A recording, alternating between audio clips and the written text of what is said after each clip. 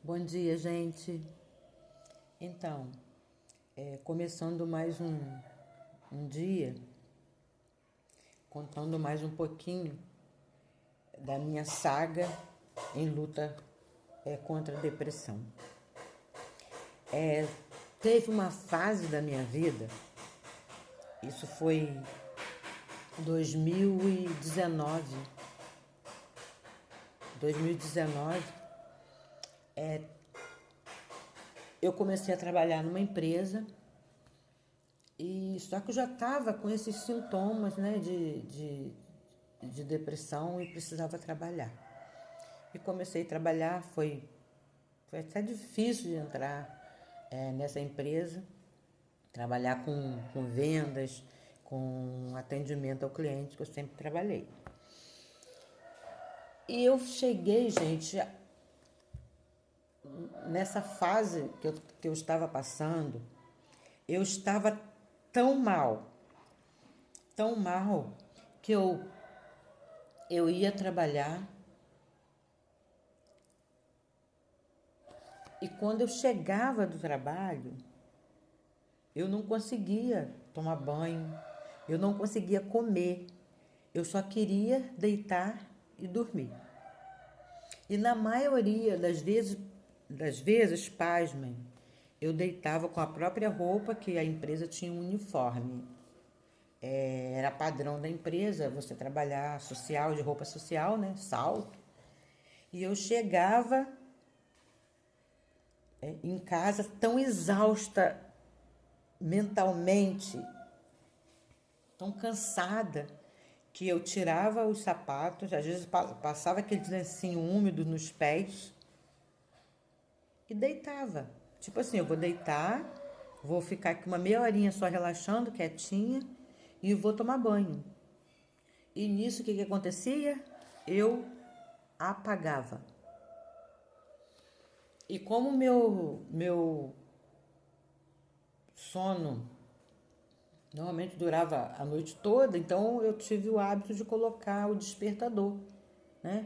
Para me acordar de manhã. Só que eu dormia tão assim, igual uma pedra, que quando eu acordava com o despertador, todos os dias, foi aí que eu fui buscar ajuda profissional, porque eu só acordava com o despertador.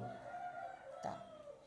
E, na verdade, essa situação assim do dormir, quando chegava do trabalho, ela não era uma vez.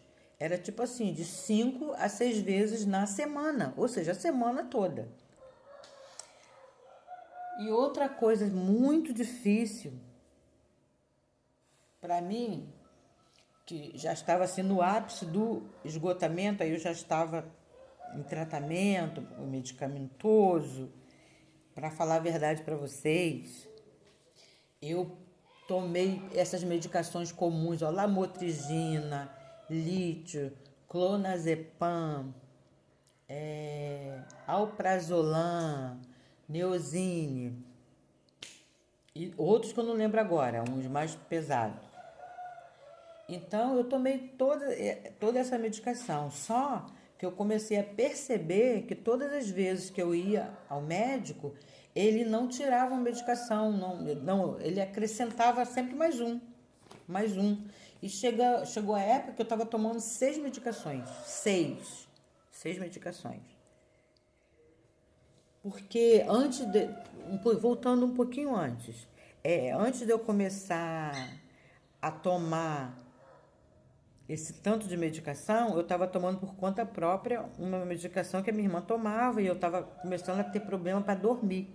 E comecei a tomar, comecei a melhorar. Só que nisso mexeu com o meu sono, que antes, apesar de tudo, eu estava dormindo, agora já só com medicação. E eu comecei a ficar num grau de ansiedade muito grande. Porque quem tem que passar a medicação são os especialistas, né? E eu comecei a ficar com choro fácil, entendeu? Aí, na medicação, agora pelo médico, eu comecei a fazer o tratamento direitinho. Porém, a minha situação ficou porque ele só acrescentava. Eu falei, gente, eu tenho que sair desse buraco, então eu vou morrer.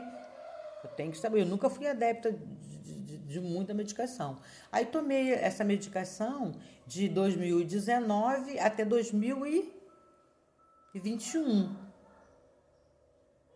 De 2021, eu comecei a ver a situação ficar meio esquisita. Começou aquelas trocas de testa esse remédio, testa aquele remédio e tal. E eu só me afundando, tipo assim, agora eu já não conseguia dormir mais sem medicação. Agora o grau de ansiedade já estava, olha para vocês verem, mesmo com medicação, porque eu estava com um estresse muito grande. Aí fui diagnosticada com bipolaridade. Gente, pensa numa coisa. Bipolaridade e burnout. Não desejo para ninguém, ninguém merece essa doença. Gente, o burnout ele te consome, ele consome a tua alma. O burnout ele consome o teu intelecto, consome a nossa sensibilidade. Ou seja, você fica num grau de estresse emocional muito grande, físico. Imagina você descarregar um caminhão de cimento, saco de cimento, vamos supor. A gente se sente, no fim do dia, exatamente assim. Como se você tivesse trabalhado o dia todo braçal, descarregando saco de cimento. Eu até falava isso nas minhas perícias. E no trabalho, uma coisa que me dificultou, que me atingiu muito, foi o meu emocional abalado. Eu trabalhava com atendimento ao cliente, então eu tinha que manter uma postura, uma voz, né? E eu ligava para os meus clientes e eu ficava, gente, tão desestruturada, tão abalada com qualquer não que eles me dissessem, que eu tinha medo. Sabe o que é você ter medo de pegar o telefone e ligar? Às vezes eu falo até com aquele cliente que você acabou de falar ontem. Eu tinha medo. Era um medo surreal, era algo assim inexplicável. Eu terminava uma ligação, eu trancava a porta devagarzinho com a chave, para ninguém, né, dos outros setores ouvir, ajoelhava no chão, assim, ia para o chão e começava a chorar compulsivamente. E quando eu tinha que fazer chamada de vídeo com o cliente, eu com os olhos vermelhos, isso aqui, eu sou branca, né? Ficava isso aqui muito irritado, com aquela cara destruída. Gente, foi um período muito ruim. E o ápice do meu esgotamento foi exatamente isso, quando eu terminava de ligar para o cliente e eu começava a chorar. E parecia que aquilo não ia acabar nunca. E outra coisa, eu olhava no relógio, tipo assim, era 4h10. Eu olhava de novo, era, em vez de ser 4h30, era 4h13, entendeu? Tipo assim, um negócio que começou a tomar conta de mim, eu começava a controlar o tempo para ir logo para casa. E logo para casa para quê? Para deitar e dormir. Então, gente, eu tô falando aqui com vocês essa situação porque eu tenho certeza que muitas pessoas passam por isso. O meu intuito não é esse vídeo chegar para quem não tem problema. O meu intuito é poder ajudar a quem passa por isso. Você não está sozinha. Como eu falei ontem, existe um exército nessa fila.